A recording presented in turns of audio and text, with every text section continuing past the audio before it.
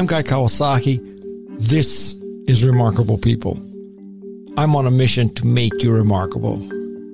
Helping me in this episode is the one and only Doug DeMuro. If you're a car guy or gal, these YouTube intros will sound familiar to you. This is the 2022 Porsche 911 GTS. This is a Bugatti Diva. This is the new 2022 Ford F-150 Lightning. You may know that I love cars, and if you didn't, you do now. Today's guest not only loves cars, but he has made his passion the foundation of his success and career. Doug received an economics degree from Emory University in Atlanta. After graduation, he spent 3 years working for Porsche Cars North America.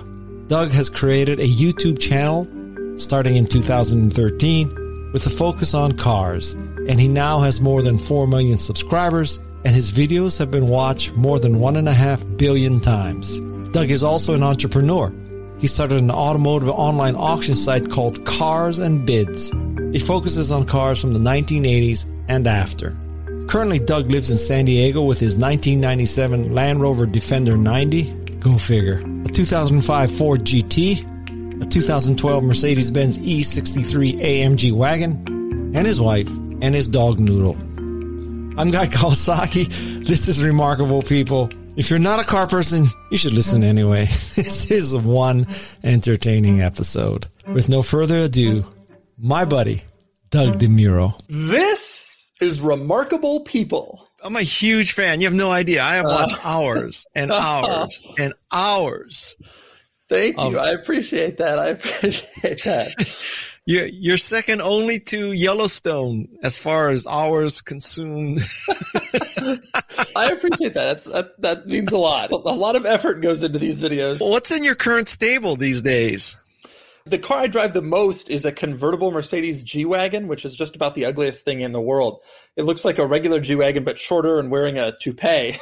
So stupid. But I love it. My wife loves it, and we drive it around. And I have an old Land Rover and a new Land Rover and a Ford GT, which is a really special car, and an Audi RS2 station wagon. It's a lot. It's an enormous amount to keep track of and to maintain, to deal with, is what I've learned. Now, of that list of cars that you own, the one I find the most surprising, or the ones I find most surprising, is Land Rover. Now, why would you buy a Land Rover given its reliability reputation? Well, the old one is just a cool car, and old cars in general kind of break, and that's just kind of how it is. Yeah, but the old Land Rover is bad too. And so that car has been very special. I use that as like my wedding getaway car, and we had it on our honeymoon, and I'll always keep that probably. The new one, I don't know. Land Rover does have a lot of issues, and I've had Land Rovers in the past that have had a lot of issues, but new cars in general, even Land Rovers, are not really so bad. And that's certainly true of my new Land Rover. I've already done 26,000 miles in that car in a year, and it's been fine. So no complaints. I wouldn't get one used, I'll put it that way, unless it was a vintage one that I really was paying attention to and knew I wanted to own it and maintain it. I'm just checking.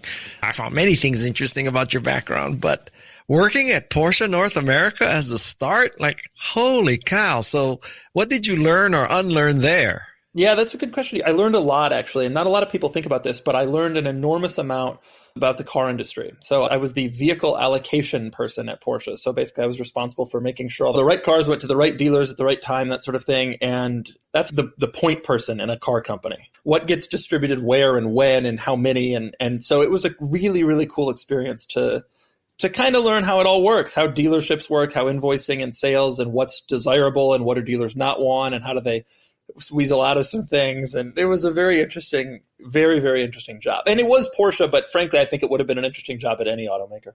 And in that job, the timing may have been right. Did you ever get a request from Stevens Creek, Porsche Audi saying Steve Jobs wants a black cabriolet tomorrow? Cars like that, the dealers got open allocations for, and they could just build them. And so exact units didn't necessarily come through me unless they were very special cars. But I'm sure I distributed the allocation, and they ordered that car for them at some point. And as you can imagine with Porsche, there were a lot of celebrities and crazy stories and people who needed cars. We had people fly cars over on airplanes, which now is actually not all that uncommon. But back then it was a crazy, one guy a year did it or something, and it's incredibly expensive. I think Steve did that once. So you just got to have it. The thing is, if you put the car on a boat like normal to the West Coast, it takes about 4 weeks, and an airplane takes about a couple days. But the cost is like $30,000 or $40,000 more.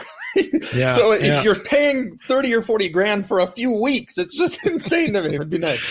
I knew someone very highly placed in the Audi organization, and back then it was Porsche Audi together. Yeah. And so once I was about to buy a Porsche, and I told the guy, will you go contact PCNA and tell them it's Guy Kawasaki who wants one? And so he did that. He said, he talked to the general counsel of Porsche at the time. And he said, my friend, the general counsel said that everybody who buys a Porsche is special.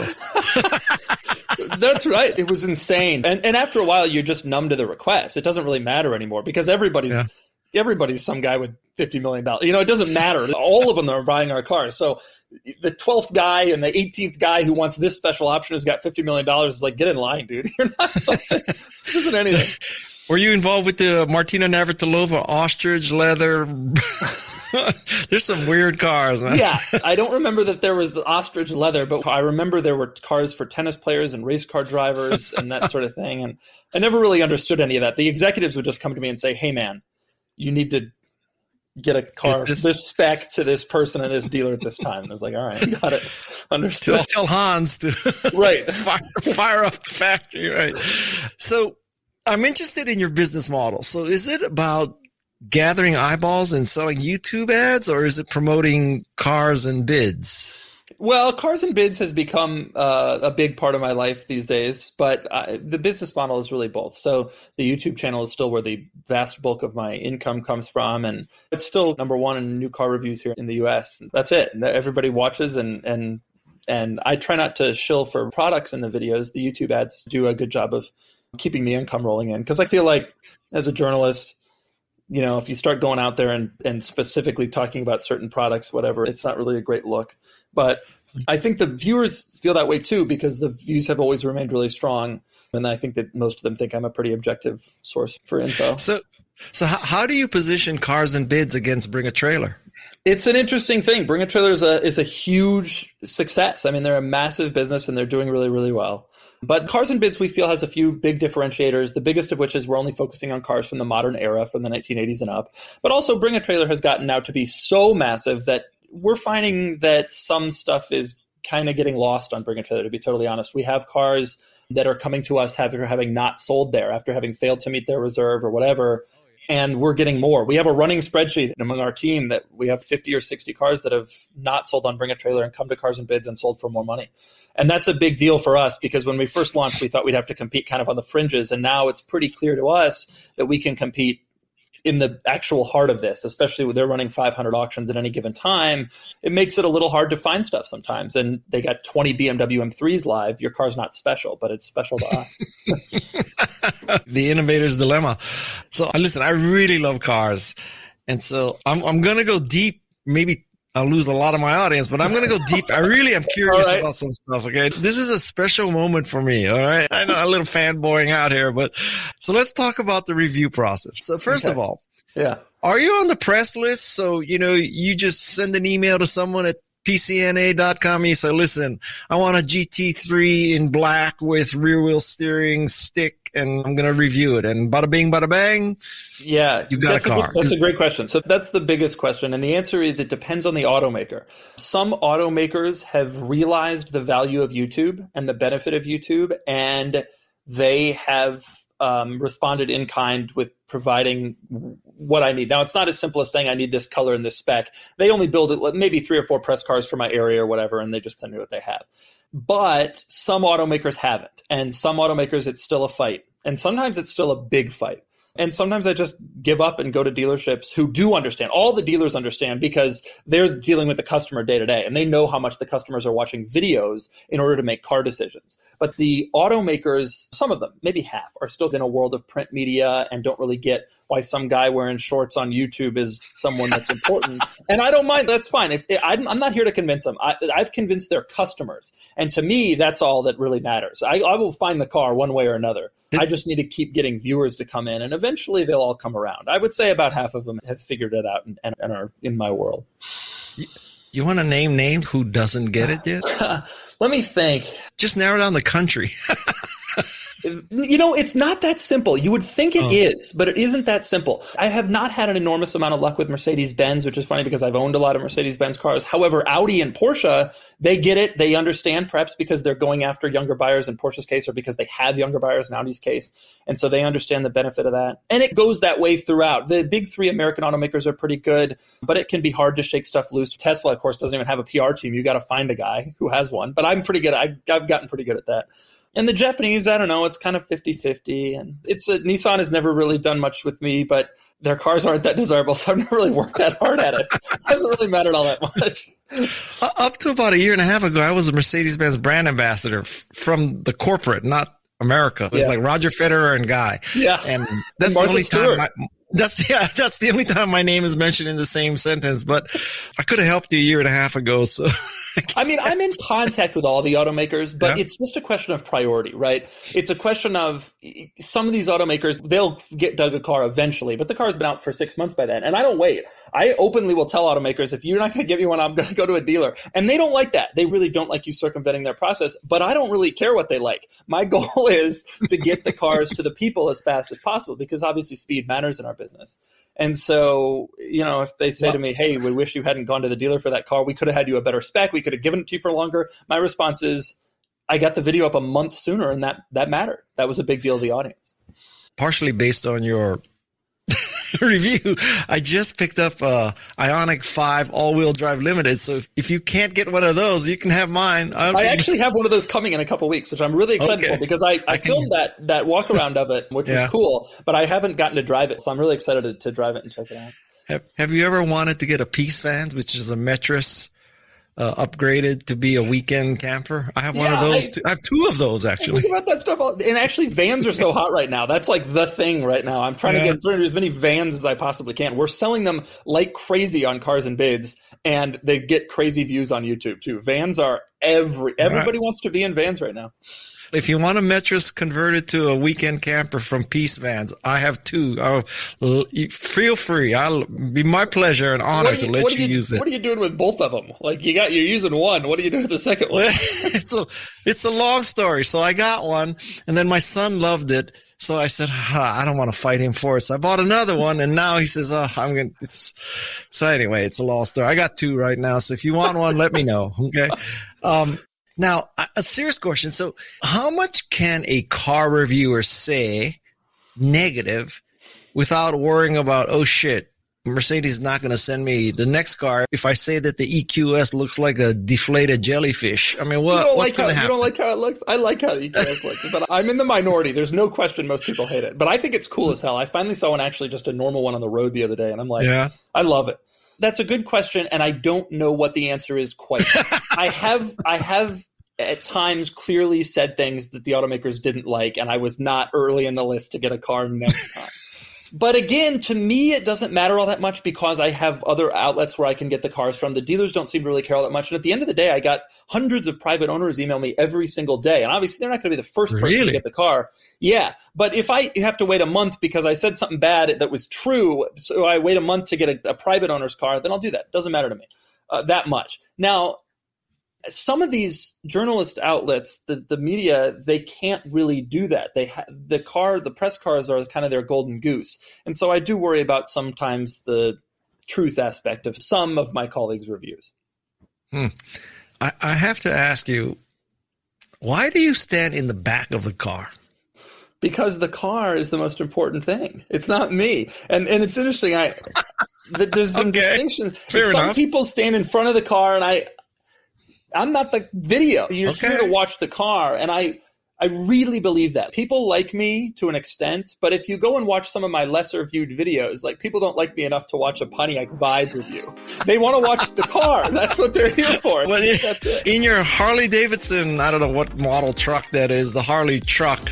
Yeah, you just see your head. That was an ad, but I remember that. Some of those vehicles, I guess I should maybe stand in front of some of those. I've never actually even thought about it. Part of the problem is that I wear shorts in every video, and people just hate that. And so standing behind the car allows me to at least conceal the shorts in the intro, and by the time they get inside the car, they're hooked. If I stand in front of the car, they turn it on, they're like, look at this jackass wearing shorts. I don't need any of this. Okay. Now,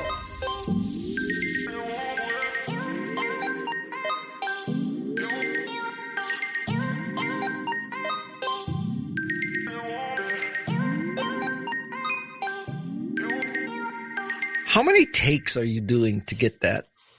I'll do my Doug DeMuro impersonation. And this is the 2022 Ionic 5. Those take usually 3 or 4 takes. The shots where I'm standing up next to the car, the ones where I'm inside the car going over the stuff, that takes less takes.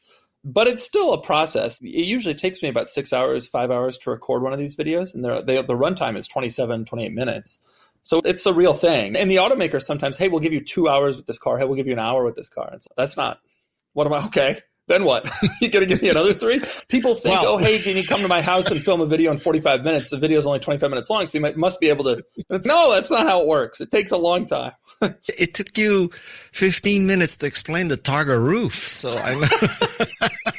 I know it's you can't complicated. Do the whole That roof is complicated. I always wondered. It was like magic. It was like, how does the top go up and it go back? I never really understood. But I get it. And 20 years from now, people are going to regret buying a Targa. There's just no. I wonder about that. I wonder about that a lot about all the cars that I film is, how are these things going to hold up? How is the tech going to hold up? How are these complicated processes going to hold up? I think about that all the time. An Ionic 5 is cool, but would you want to own that thing in 20 years? I don't know. Battery's depleted. The tech is not new. And this is coming from the guy who buys 2 Land Rovers, but I digress. Hey, the new Land Rover, the one that is my daily driver car, I got an extended warranty on that because you have to with Land Rover. And when about 20,000 miles before that warranty ends, that car is gone. I don't want any part of that. So that's a good question. Do you recommend people buy the extended warranty? Only if they're buying a car that is absolutely known for its horrible reliability and if the warranty is coming from a reputable company. I bought it from the warranty came directly from Land Rover, so I'm pretty confident. And if you actually plan to own the car that long, I will own this car to 100,000 miles or 75 or whatever. But a lot of people buy them thinking they'll own it forever. I'm going to have this car forever. And then they end up selling it in a year and the warranty's not used and they can't get their money back. And don't do that. Now, you said the end product is 30 minutes. There's 6 hours of recording. How many hours of editing is there? I think 3 or 4. I think my editor is down to about 3-4 hours. And then obviously getting to the car, which isn't always easy. Sometimes they're local, which is great. And sometimes tonight I'm driving up to Thousand Oaks, which is like 4 or 5 hours from me to film a car tomorrow morning. And so that's overnight hotel stay and 10 hours on the road. And so it's not always that easy. So if you shoot it tomorrow, when does it hit YouTube? That's a good question. People are always wondering that. The answer is it depends on the car. The new cars, they go up quick because they're relevant now. And if you if you wait to put up a video on a Lucid Air, a month even, you could lose a third of your views because other people already have. But an older car, and some of the people whose older cars I film, they get upset. Like, where's my video? And it's like, well, it doesn't matter. It doesn't matter if your 1990s car goes up today or a year from now. It's going to get the same views because its relevance is no different. And so the new cars always have to take priority, which is upsetting to me as a guy who likes some of these weird and quirky older cars. But it's just the way the business works. So you can't really change that. So how long? I need a number here, Doug. I can turn around a video. I shot the Bronco Raptor on a Wednesday, and it was up the following Monday. But I can turn them even quicker than that. I shot the Corvette Z06 on like a Tuesday, and it was up the following Thursday. I can turn around in a day. If I could go home that night, edit it, and get it up the next day. If I you do the editing? No, I have an editor, but in situations like that where it's so tight, it doesn't make sense for me to send him all the files because he's in Arizona. He has to download all the files. Then he puts it together. Then he sends me a draft. It's too long. It's easier in a quick turnaround like that. It's easier for me to just do it all myself. And are you using Premiere when you do that? No, I use iMovie, the finest video editing. Oh, frick. Man, that's 2 strikes against you. Land Rover and iMovie. The thing that I've learned is simplicity is key, especially on YouTube. People think, I'm going to make the best this, the best. That's not necessarily what people want. You can go on TV and watch really high production value content. On YouTube, people just want to kind of click on something, find out what a guy has to say, click on the next thing, whatever. They're not necessarily looking for like 4K drone shots of the mountain you're about to climb and all that stuff. People get bogged down in that stuff, and it takes them a month to make a video, and that's not necessarily what people are interested in my opinion anyway. Some people disagree. Now, did someone instruct you to use your hand in such evocative ways, or is that a natural Dougism? No, I think it's natural. And actually, if you watch the earlier videos, I don't do it because I was nervous in front of the camera. Well, you've definitely got over that. Oh yeah, now it's like everything is whatever, and people seem to appreciate it too. Next question. So I can't tell. What gets you more excited, like a cool feature or a quirk? I think it depends on exactly what it is, but I really do love seeing. It's kind of both. I like when I filmed the new electric cars, I did the Lucid Air and I did the Rivian, and those are both really cool. And they have some weird quirks, but mostly it's interesting to see where those brands are innovating, what kind of features they're coming up with that are different. And so for cars that are new and cool and special and innovative, I think it's like seeing what they've come up with. But for the older stuff, I mean, it's interesting to see some of these bizarre decisions that were made terribly in the 80s and 90s and some of the weird quirks that automakers did. Okay. Next question for someone who does a lot of video recording.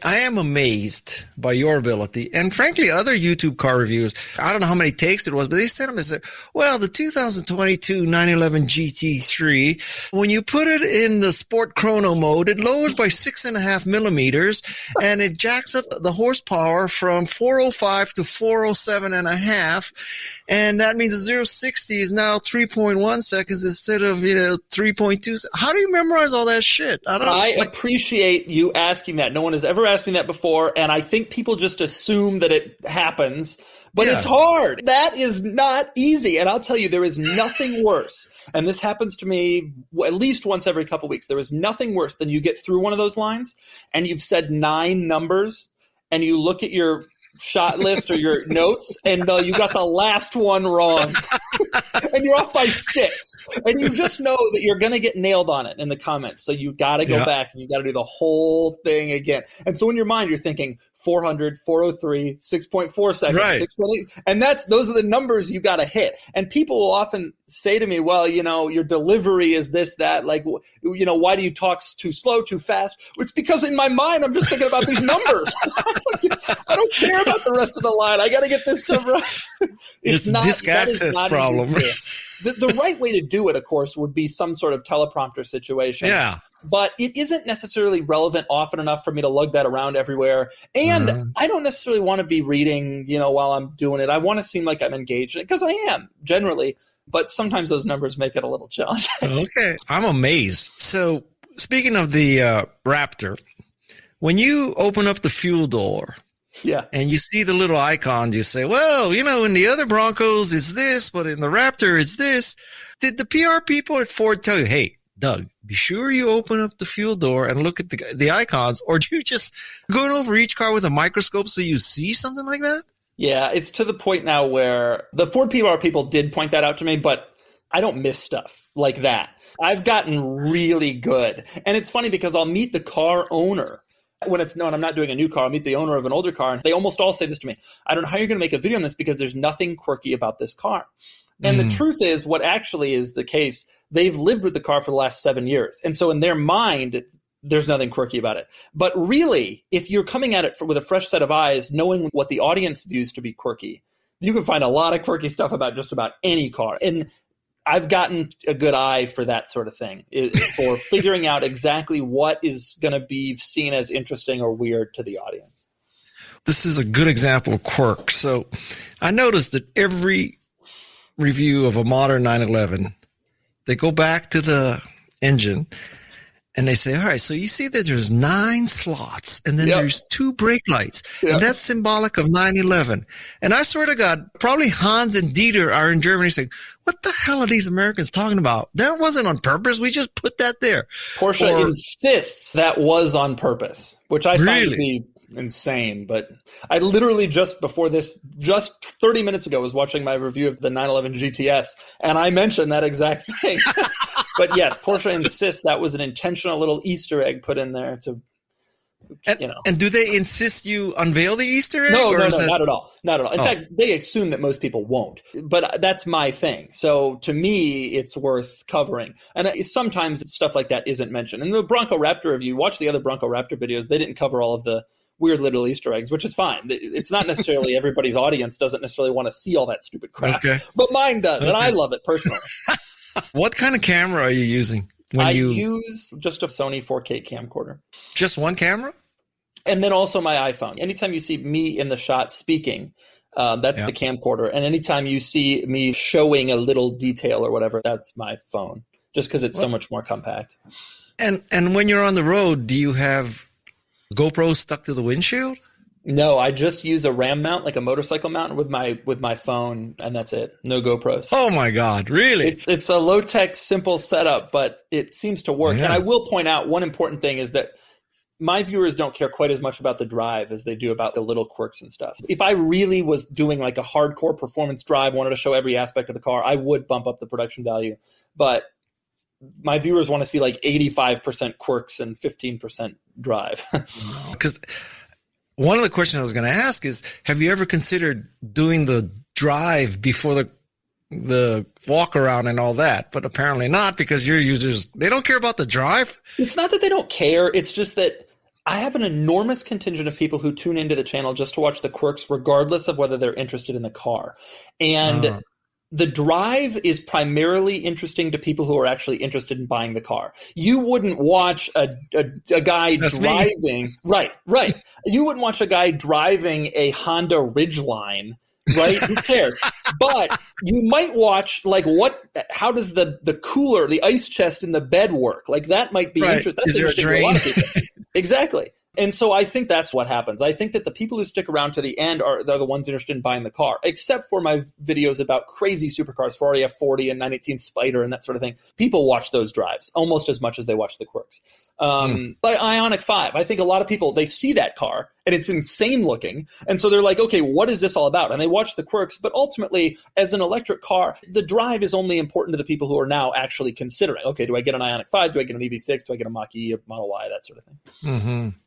When someone clicks dislike or like, do you have any feeling about whether they're saying, I like the video or I like the car, or I dislike the video or I dislike the car? I think it's about the video. Okay. And I've learned that when I go negative in a video, I get way more dislikes. Even if it's generally accepted to be true, there are evangelists of every brand. But it turns out those people exist for almost every brand. So I just did a video review on the Mazda MX-30, which is a horrible car. It's an electric car that they came out for compliance reasons, and it's just a truly terrible vehicle. It has a 100-mile range and costs $40,000. I mean, it's like laughable. So I mentioned in the video that it's just a terrible car. And I got 2% more dislikes than usual. And I'm thinking, how could anybody disagree with me? but there are Mazda fans out there. I guess everybody at Mazda corporate disliked the video. And you don't interpret that as, oh, they're just like me. They agree. They dislike the car.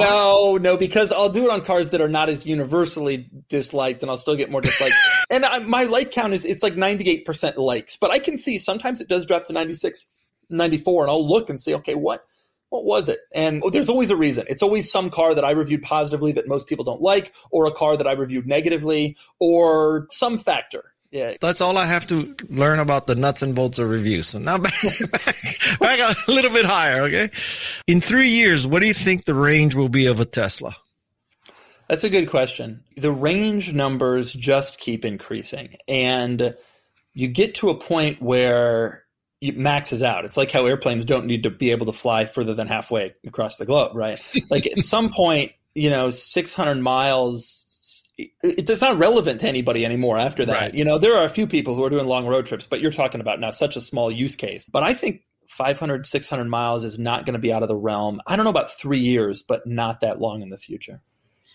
And at that point, what's the magic number for range anxiety go away? I think it's like 350. I think most people are happy at even 250. Obviously, it depends on your exact life situation.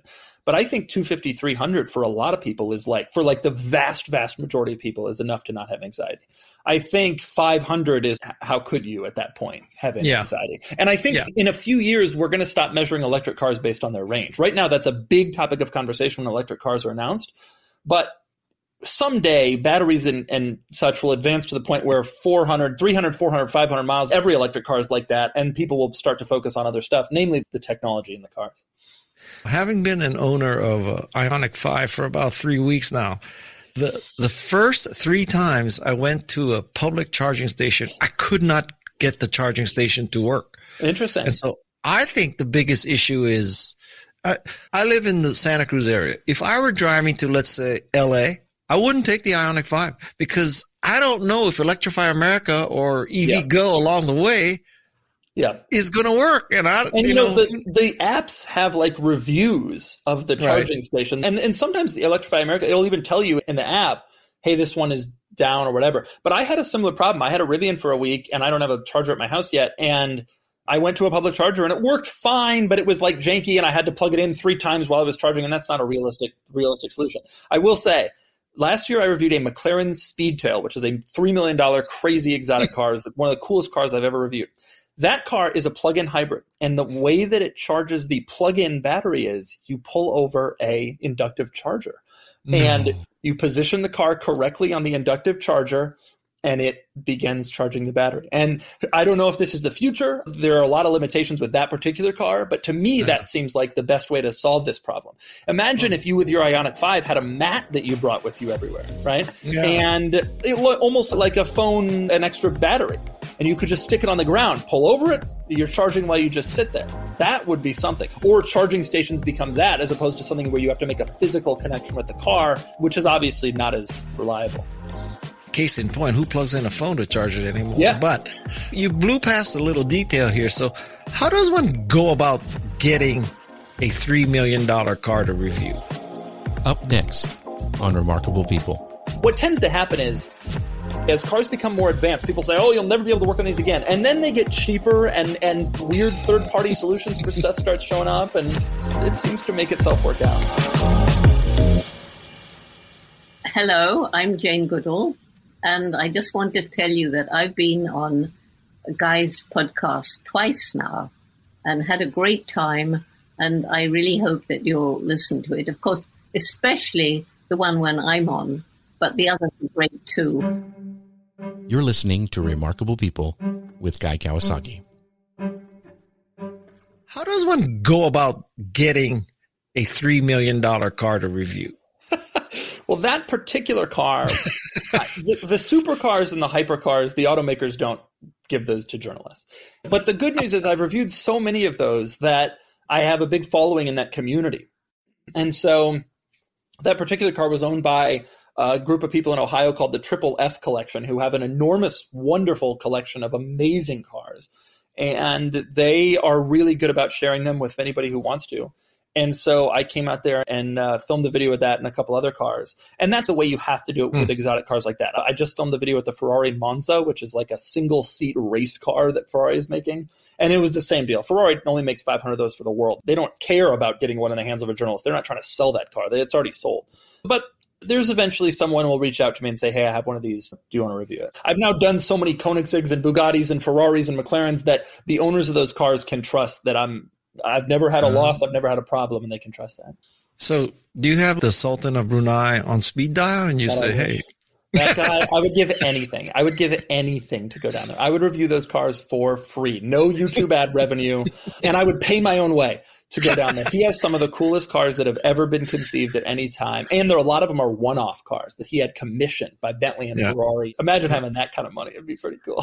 Well, if I interview him for this podcast, I will take care of you, Doug. They're kind of gun shy about that collection now because I guess the collection was bought by his brother, who then ran into legal trouble. And at some point, I heard they were quietly trying to sell some of the cars. And I don't know what the deal is now. I don't hang with them, so I wouldn't. Yeah, right. All right. Next question. So do you feel any guilt? That's a strong word, I realize, Doug. Do you feel any guilt about owning or recommending an internal combustion car at this point? Not at this point, and I hope that forever people will be able to enjoy internal combustion cars as fun weekend vehicles to it. I hope that lasts at least through my lifetime, because I think that's an experience that electric cars can't really replicate, is the enjoyment on a mountain road or a back road with a manual transmission and a rev matching and there's something about that. But I do take very seriously my role in being able to tell people some of the benefits of electric cars if they're not necessarily certain about them yet. And that's a big deal for me because a lot of my audience is car enthusiasts, and a lot of car enthusiasts are very skeptical of electric cars. And I'm not. I love electric cars. I think they're great. I think there are many, many great things about them. And I try to make those benefits very obvious. and I try to explain it very clearly. And this year, my car of the year was an electric car that Rivian. 2 years ago, it was the Model 3 Performance. And so I do try to make it a very big part of the channel. To the extent that I should do more or feel guilt about it, I'm not there yet, just because there are still so many internal combustion cars, and that's still such a high percentage of the market, and I just have to go where the viewers are. But I think in a few more years, I'm going to start trying to convince even more people to start to make that switch. And I think, frankly, the automakers are doing a good job of themselves. They're making desirable electric cars. Yeah, the Ionic is highly desirable. It's the infrastructure that's the problem, in my humble opinion. Honestly, cost is a problem too. There's electric pickup trucks now, but most of them cost $100,000. That's not feasible for people who are looking at a Toyota Tacoma. And I think that as cost comes down too, people will start having less of an excuse not to have one. Now, do you have any qualms about naming a brand new truck from a brand new company as car of the year? Yeah. Aren't you worried about Yeah, absolutely. And I almost didn't for that reason, because I don't trust it. And they have a lot of defenders, as does Tesla and Lucid. But I don't trust any of those companies. Tesla has already proven that parts supply is a bit of a challenge. You get into an accident with a Tesla, there's horror stories all over the internet. There's horror stories all over the internet of people who just trying to get simple services done and can't do that with their Teslas. It's hard to upstart a car company. It just is. Yeah. Production is hard. It's one thing when you're making an app. It's hard to make a car. And to provide the network and the repair network and the accident repair network and the parts supply network, it is really tough. And so, yeah, I have some qualms about Rivian. Now, Rivian has an enormous amount of investment from some legacy brands that I take seriously. And so as a result of that, I take Rivian more seriously than I take some of these other electric startup companies. The car is incredibly good. And so I have a strong hope that they will be able to get production going and that they will get these out to people and everything will be fine. But yeah, I definitely think about that. Now, The car, they're having trouble with production. So this is a good question because it's newsflash.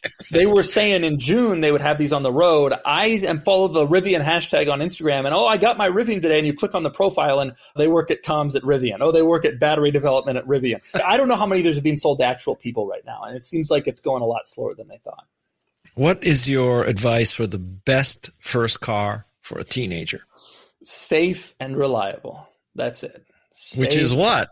I don't know. It depends on your budget, I guess. But you can't go wrong with a Toyota or a Lexus or a used, obviously. New if you have the budget for it, for sure, because safety is the biggest thing, I think, with a kid. They all crash their cars.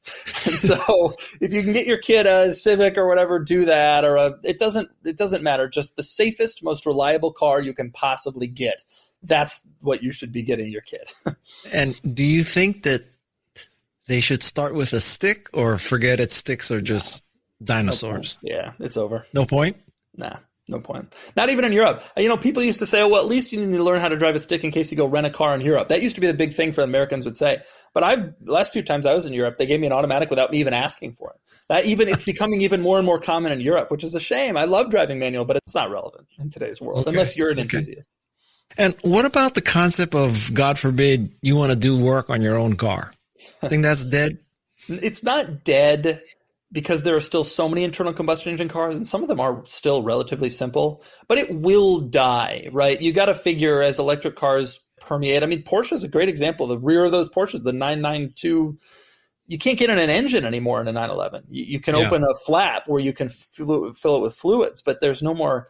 It's going to be harder and harder to work on cars yourself, but I don't think it's going to be impossible for a long time. And I think people find a way. What tends to happen is, as cars become more advanced, people say, you'll never be able to work on these again. And then they get cheaper and weird third-party solutions for stuff starts showing up, and it seems to make itself work out. Okay.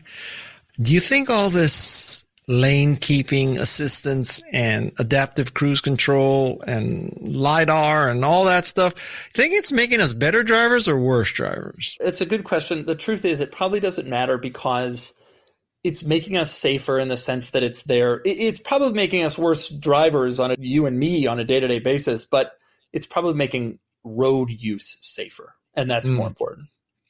I'm going to give you a little lightning round. Okay. Okay. So it's A or B. All right. Plaid or GT3? Wait, do I get a pick? What is my life situation? My current life situation? Plaid. Yeah, whatever. I have a baby. Plaid. I'm not asking if you're the Sultan of Brunei. I mean, both. No, the Plaid. I would get a Plaid. I'm not as obsessed with the GT3 as a lot of people. Okay, cabriolet or Targa? Targa, definitely. PDK or 7-speed? Depending on your use case. For me, it would be a manual. Okay. RS3 or M2? M2. Wow. I think I know the answer to this one. Ford 150 Lightning or Rivian? Rivian, but I do love the 150 Lightning, and it's a lot cheaper, the Ford. Okay. iOS or Android? iOS, but I don't have a Mac strong preference. Mac. I use Mac for everything. iMovie and all that. Which model Mac? I have a MacBook Air that I got 3 days ago because the prior one broke. Oh. Michelin Pilot or Pirelli P0? I don't care that much about tires, but my friends tell me the Pilot Sport is the one, so that's what I have on my sports cars. Okay. Ionic 5 or EV6? Ionic 5. I actually just reviewed the EV6. The video's not up yet because it's next week, the driving embargo. They're the same, but the Ionic 5 is just cooler. It just looks so cool. I love it. Okay. AMG GT or SL? AMG GT, for sure. Really? Yeah, the new SL seems appealing, but I haven't driven it yet. But prior SLs have been such old man cars, and AMG GT is a fun, exciting thing. Are you into the smooth, bubbly kind of design or the angular Ionic 5 kind of design? I think I've moved past the smooth. I like weird. I'm around cars all day, every day. And that's all I do and think about it. So I like weird. And so when someone comes out with something like the Ionic 5, I'm like, yes, this is what I'm looking for. This is so bizarre that it turns heads. That's what I want. And honestly, that car is getting a ton of praise in the press right now for its design. And Hyundai and Kia both have done such great things with design that I think that hopefully that car proves that other automakers should follow suit and maybe take some more risks. Do you think South Korea is the new Germany? It seems like it, right? The Kia Telluride is the hottest SUV on the market, and it has been since it came out 3 years ago because it's gorgeous. And the Hyundai version, the Palisade, is also attractive. The Ionic 5 is like that. The Stinger, so many Kia and Hyundai models are so attractive. Now, part of the reason for that is they hired Germans to design the car. But it seems to have worked, so... Here's a personal question. I'm going to offer you a favor here. So...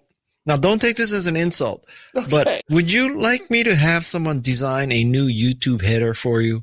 What? You don't like my fantastic green YouTube header that I've had for the last 5-8 years? It's brilliant. I'll take that as a no.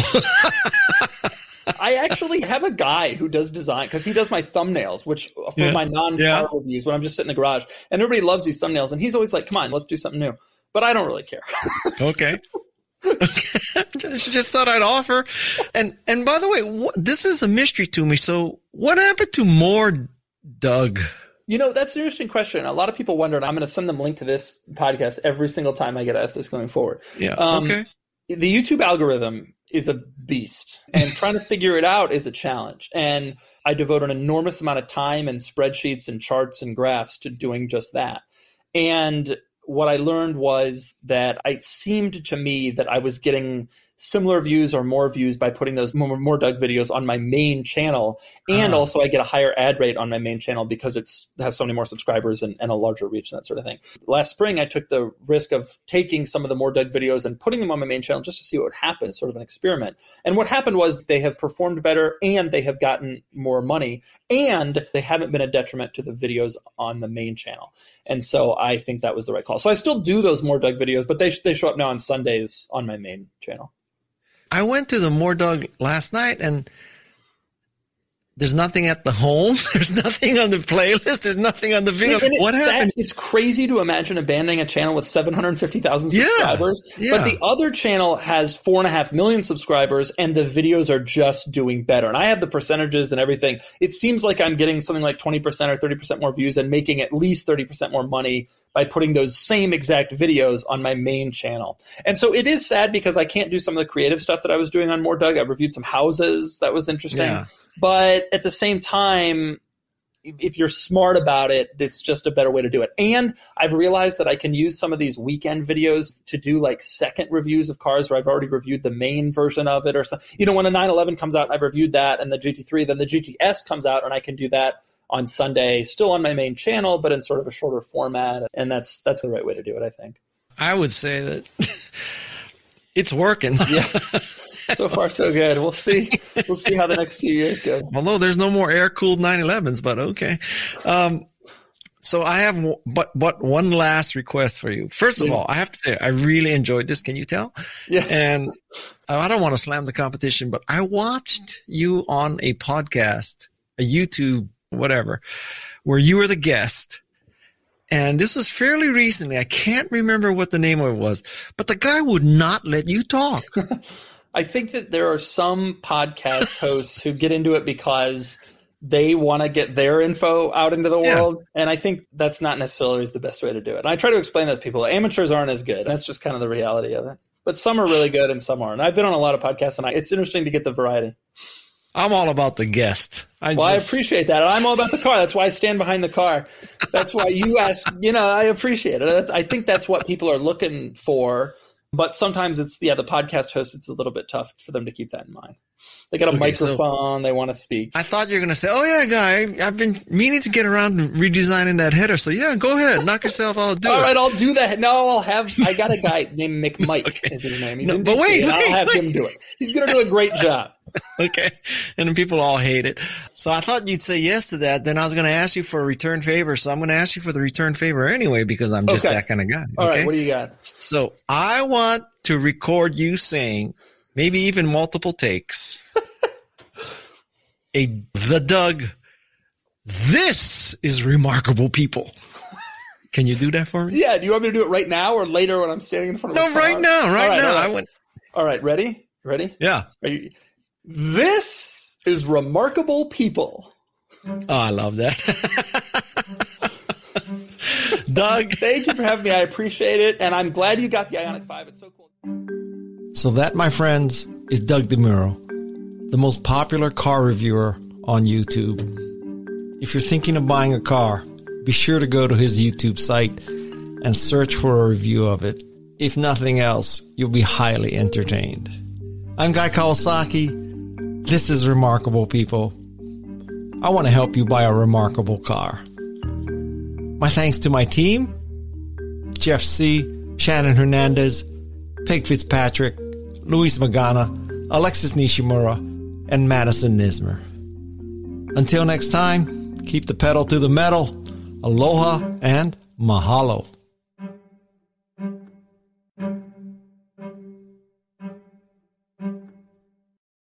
This is Remarkable People.